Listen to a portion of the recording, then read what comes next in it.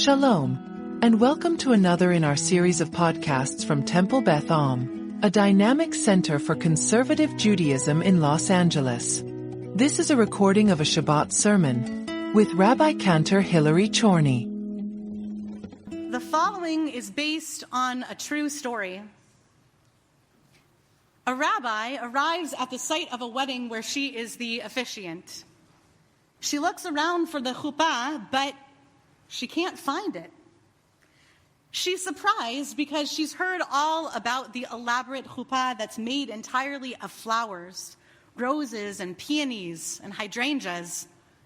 It all sounded so beautiful, but she doesn't see any such thing. The rabbi spots the wedding planner and walks over to ask where the chuppah is. The wedding planner smiles and says, "Look up." There, suspended between two majestic oak trees, 30 feet in the air, is the ornate canopy. Now, of course, the bride wanted the beautiful flowers, but the whole aesthetic was starting to get a little, you'll forgive me, Rabbi, a little Jewish. The kippot, the talit, the Hebrew, the rabbi. So we lifted the chuppah way off of the ground so that it feels natural and subtle. The rabbi looks up and says, "From down here, you can hardly tell it a chuppah." And the planner replies, "Isn't it perfect?" The chuppah has a job at the wedding. It's the symbol of a Jewish home.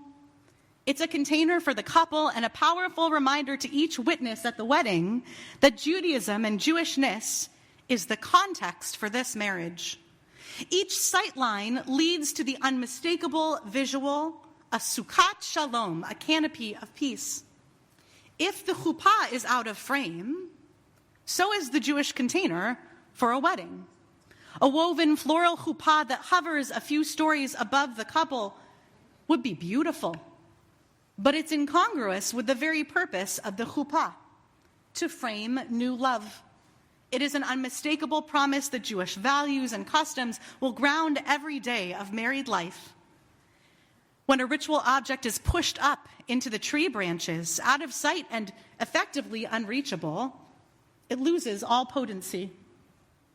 The rabbis of the Talmud caution against placing ritual objects too high, too low, too far away. In the Talmudic tractate Shabbat on Daf 22a, we learn that a Chanukiah, the menorah, the candelabra that we light on Hanukkah, cannot be placed too high. Ner shel Chanukah, sheinicha lemala me'esrim ama pesula. A Chanukiah that's placed above 20 cubits is invalid. Kesukah uchemavoy, just like a sukkah whose roof is too high, or like an alleyway, a mavoy, whose beam is too high.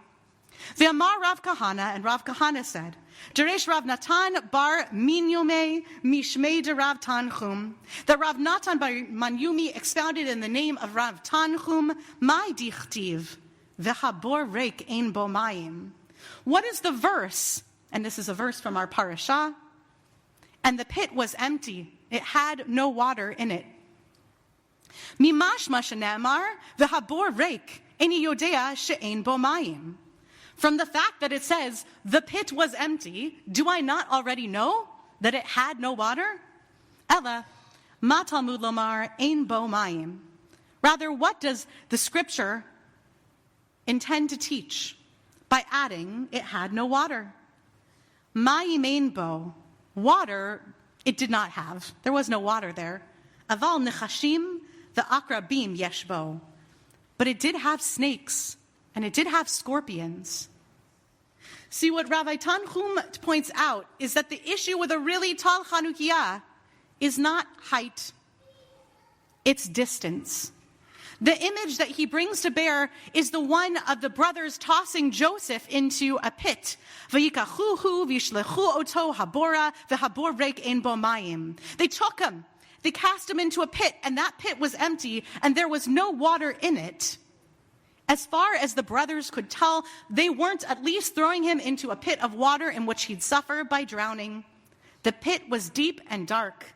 It was out of sight, and it was even out of mind, so much so that in the very next verse, The brothers are sitting and eating lunch casually, as if the matter of their own brother's existence, Joseph, was no longer a concern.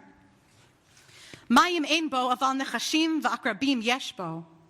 Rav Tanchum says, sure, there wasn't any water, but they just couldn't even see that there were snakes and there were scorpions. The pit was so deep, so far from the reality on the ground, that the brothers didn't bother to worry about other dangers lurking below. They couldn't really see inside it, could they? So it goes with objects and spaces that are too far above our heads.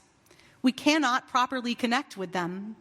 A Chanukiah, or a sukkah, or a chuppah, any other ritual object that's meant to be elevated too far, and it's no longer a part of the reality that you're living in. Each of those objects has a purpose that's connected to remembrance. The Chanukiah teaches of the enduring miracles from the time of the Maccabees. The sukkah whispers of the Ananei HaKavod, the divine clouds that hovered protectively as we wandered through the wilderness of Sinai.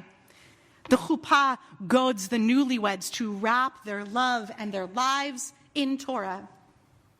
People aren't very good at looking way up or looking way down. Visuals of Jewish life that cannot be seen cannot shape us. I've always wondered about the Talmud's case study of somebody who sets up a Chanukiah more than 20 amot, 20 cubits high.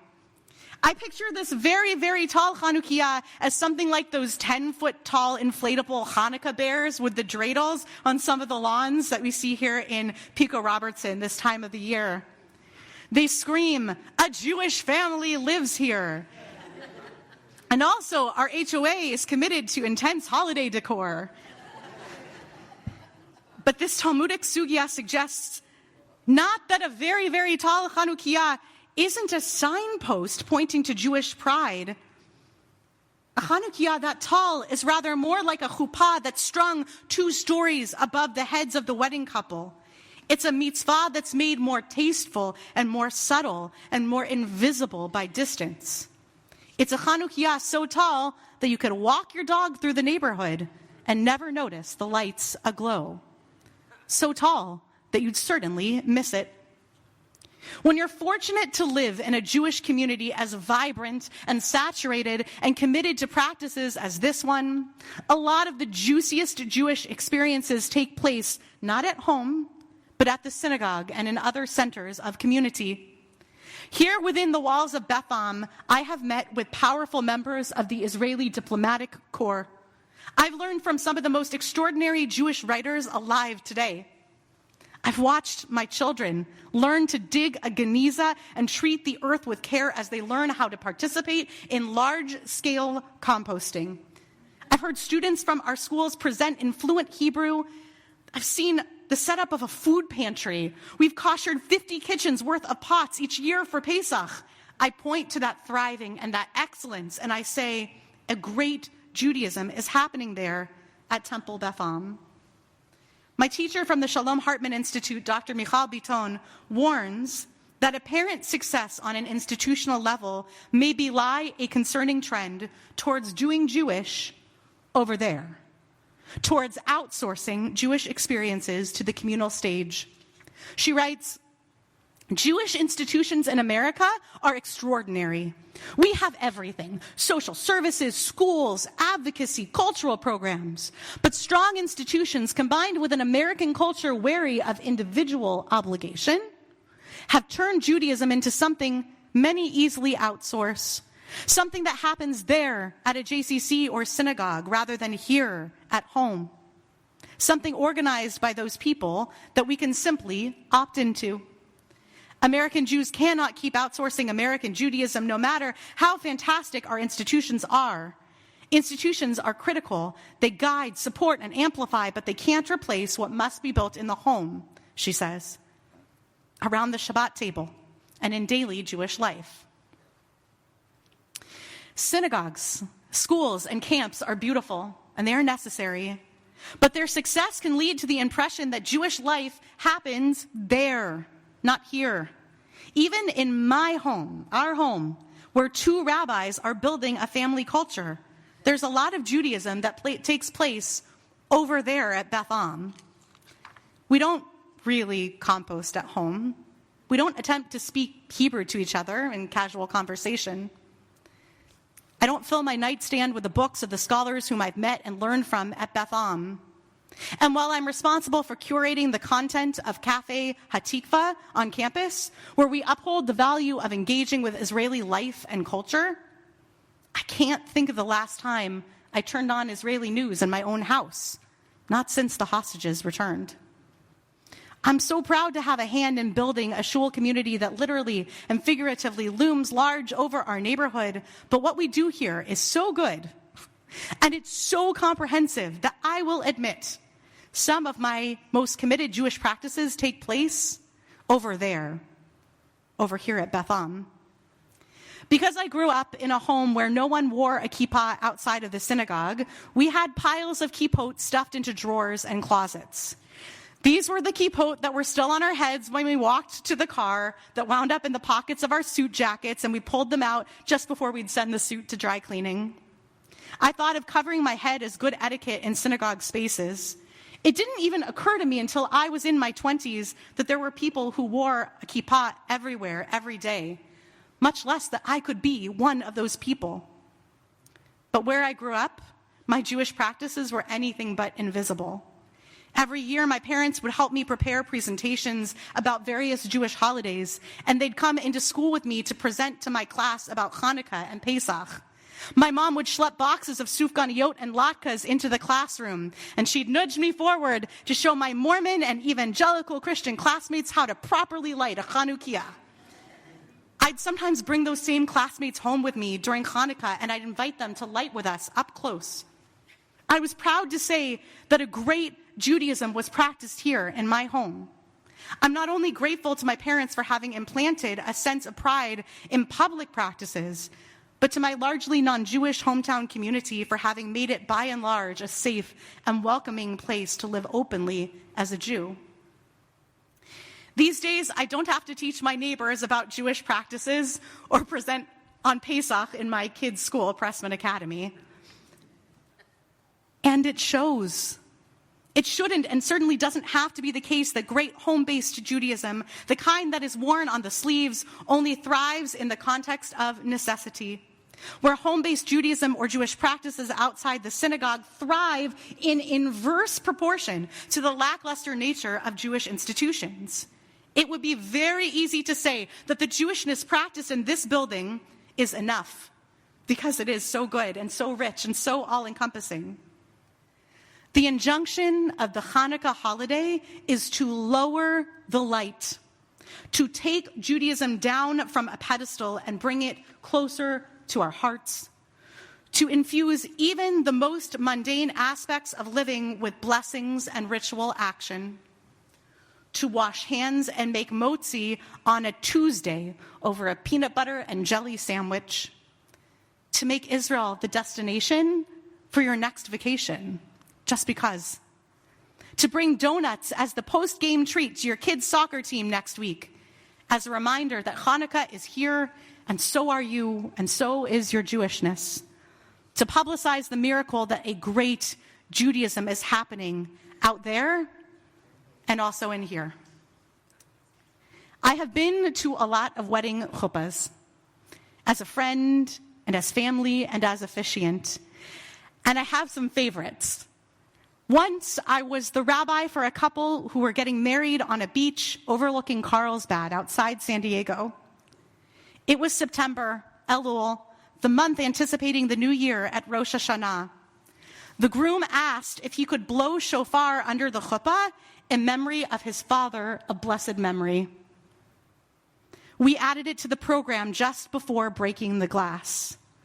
As the fog rolled in over a very busy beach day afternoon, the shofar sounded so loudly that every person, every child, every dog on the beach turned to look up at the groom.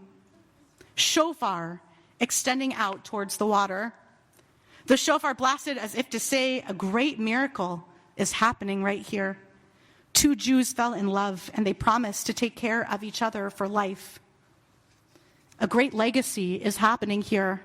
A son, his lips pressed against the mouth of his father's shofar, making the same sounds we passed from generation to generation. A great Judaism is happening here, way up on a cliff, but simultaneously as close as it can be to the eyes and ears and hearts of anyone in the vicinity. A great model right here of making Judaism the chuppah, the container for all the big and the small things in our own personal worlds. A snapshot of a Judaism that doesn't hover high above our heads, but stands right here with us, close enough to touch, to feel, close enough to live. You've been listening to another in our series of podcasts from Temple Beth Am, a dynamic center for conservative Judaism in Los Angeles. If you enjoy these podcasts, we invite you to write a review on the Apple Podcast website, or wherever you get your podcasts. For more information on Temple Beth Am, Los Angeles, please visit www.tbala.org.